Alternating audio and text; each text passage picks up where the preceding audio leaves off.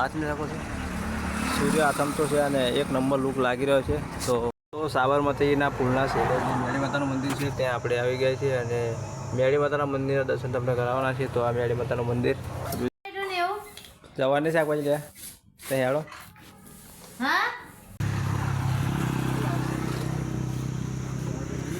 Okay બોલ ને તો કાના દરા કાના દરા તે તે તું શું કરે હેડ ને તને કેટલા ચોખા ગણા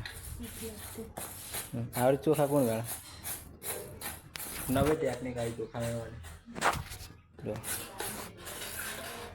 દહીણો ધરાવવાનો બીજું શું કરવાનું શાકભાજી લાવવાની શાકભાજી લેવા પછી પકોડી ખાવાની જો દહીણો ધરાવ શાકભાજી અને પકોડી ફ્રી નહીં બધનું વાતાવરણ જોરદાર છે. હા ઠંડક આપતો રહેવાનો તો જોઈએ નહીં ઊંઠા વેડીએ જવાની ઈચ્છા હતી પણ ના દે ભાઈ માતાજી હુકમ કરે પછી ફરી જઈશું.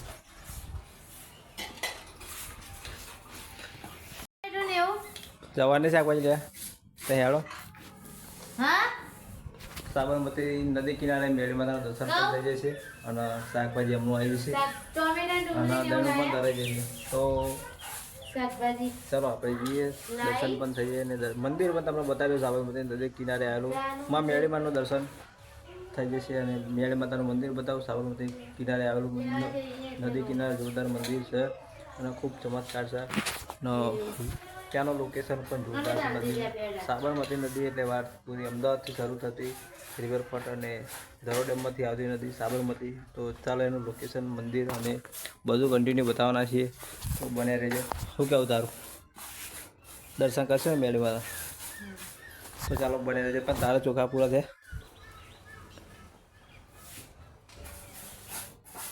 જય માતાજી જય મેળીમાં. તો ચાલો કન્ટિન્યુ બને રહેજો.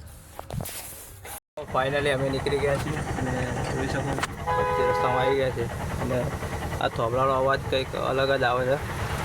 તો જોઈ શકો છો થોભલાનો અવાજ તમે સાંભળ્યો છે કદાચ અને અહીંયા ઊભો રહીને કંઈક ભયાનક અવાજ આવે છે. આનો અવાજ કેવો જોરદાર આવે બીક લાગે સી આમ ચુમા આમ તો ઊભું ના રહેવાય બીક લાગે. હા કેમ લાગે ચુમા આમ ને. તો ચાલો કન્ટિન્યુ બનાવીને જ આપણે નીકળી જઈએ. ફાઇનલી શાકભાજી લેવા આવી ગયા છે ને ગાજરનું શાકભાજી લે ટીટી લેવી ટીટી લઈ લે જઈ લેવી એ લેવી ટીટી.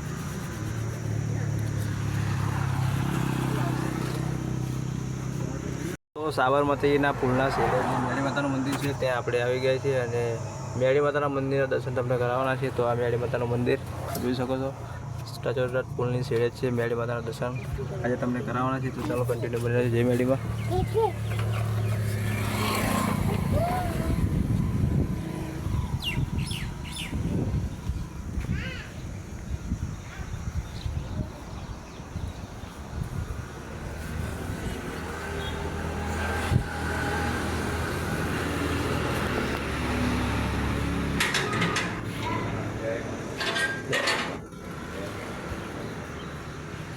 મેળી માના દર્શન કરી લેજો.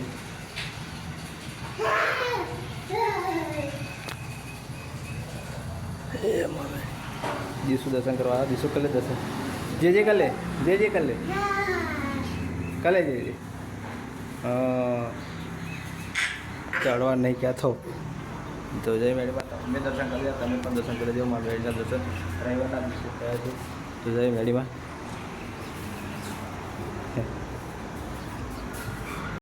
તો ફાઇનલી આપણે પુલ ઉપર આવી ગયા છીએ સાબરમતી નદીના કિનારે અને રિક્ષા અહીંયા પાર્કિંગ કરી નાખી છે. તો જોઈ શકો છો સાબરમતીનો નજારો. તો સાબરમતી ધરો ડેમમાંથી આવતી સાબરમતી અમદાવાદ ક્રોસ કરીને તો સાબરમતીનો નજારો એક નંબર છે. અને ચુમામ તમે જુઓ તો ફર્સ્ટ વડાપુર આ નદીમાં જાય છે અને સાબરમતી નદી એટલે વાત ના થાય. તો જોઈ શકો છો વૌઠા 7 નદીનો સંગમ થાય છે સાબરમતી અને એક નંબર લુક લાગી રહ્યો છે. અને મેળી માતાનું મંદિર જ્યાં પુલ ચડતા જ મેળી માતાનું મંદિર આવે છે. તો આપણે દર્શન પણ કરી લીધા છે અને તમે પણ દર્શન કરાવી લીધા છે, તો મેળી માતાના દર્શન તમને પણ કરવાનો મોકો મળ્યો અને અમે દર્શન કરવાનો મોકો મળ્યો. તો સાબરમતીનો નજારો એક નંબર છે અને સાંજનું વાતાવરણ છે. સૂર્ય જોઈ શકો, આથમી શકો છો, સૂર્ય આથમતો છે અને એક નંબર લુક લાગી રહ્યો છે. તો મિત્રો આ વિડીયો પસંદ આવે તો લાઈક સબસ્ક્રાઈબ કરવાનું ભૂલતા નહીં. તો અવનવા બ્લોગ આવતા રહેજો. તો ચાલો કન્ટિન્યુ બને રહેજો. હજુ જવાનું છે ઘરે અને અત્યારે સાબરમતી નદીના કિનારે છે.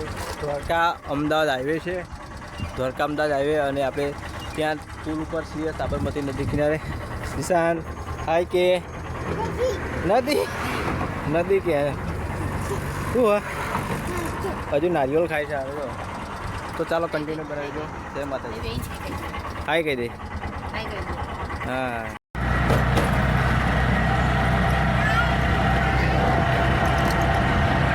તો જઈએ છીએ હવે ઘર સાઈડ અને જોઈ લીધી છે. તો ચાલો રહેજો.